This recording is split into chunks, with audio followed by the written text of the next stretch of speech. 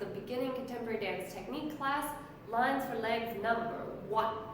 Okay, so there's basically a few different lines that we're looking at, all lower body. There's the lines of parallel versus turned out, which is where your toes are pointing. There's the lines of the feet, and then there's the lines of the hips. So essentially this exercise is prep work for your tendus, but it works just as well on its own. So the first thing that we need to think about is at that very, very first shift.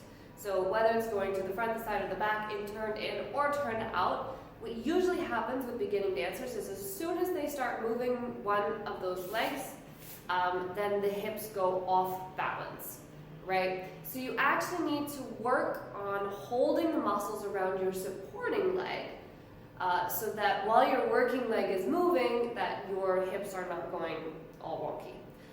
And so basically you take that first shift and your weight is between the two legs, and then you just point the toe basically to complete the line of the leg.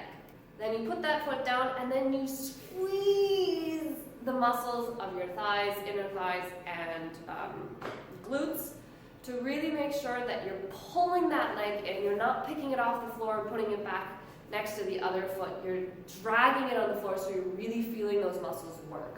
When you're working, the first half of the exercise, when you're working in parallel, you really need to make sure that you're working in parallel. When you're going to the front, that's easy. But when you're going to the side and the back, you'll notice with a lot of beginning dancers that their heels kind of tend to come forwards. If your knees are not pointed forwards, it's not actually parallel. So it's a good idea to do this in a mirror if you can, or film it and then watch it back. So basically, like when you're going to the side or the back, that your knees are facing forward, which means that it will feel more turned in, like you actually have to work to keep those knees going forwards and the heel coming back. When you're going to the back though, you really have to make sure that you're not swaying your pelvis, right? One of the most important things for contemporary dance is to understand where your neutral pelvis is. So you're not tipped back, you're not tucked under, and it's not going from side to side. So the pelvis usually, like in ballet, stays really steady, kind of in this position. So something to keep in mind when you're working in a turned out position, that when you're going to the side, it's not all the way to the side. Likewise, your turned out position is not 180 degrees, right? That is not good for you. Don't do it. It'll hurt your body later. To the extent that you can turn out using only your hips and your rotator muscles, that is your turnout, right? So don't over turn out. Definitely, if your knees are bending, it's definitely too far. You really just keep a comfortable position so that you can keep your knees in line with your toes. That's very, very important. Now, so after the shifts, what we have is, it's technically in ballet, it's called a pas de cheval, but it's basically, you basically take the foot off the ground, the working leg, and you place it in this front or side or back tendu line, right? And that is just to train your body to kind of, no matter what, where you're coming from, to just arrive at that line. As usual, the name of the game is repetition, repetition, repetition.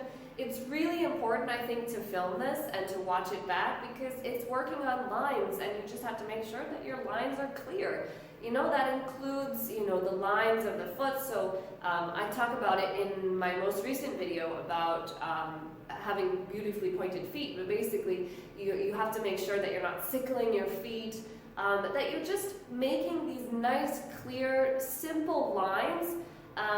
As you'll find out, making simple lines is sometimes not all that simple.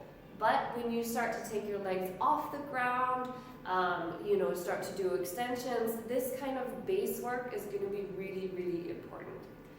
As always, if you have comments or questions, be sure to let me know and do all the YouTube things like subscribe and share and click on the bell icon, which helps me make better content to bring to more of you. Thank you so much for watching, and I will see you next time.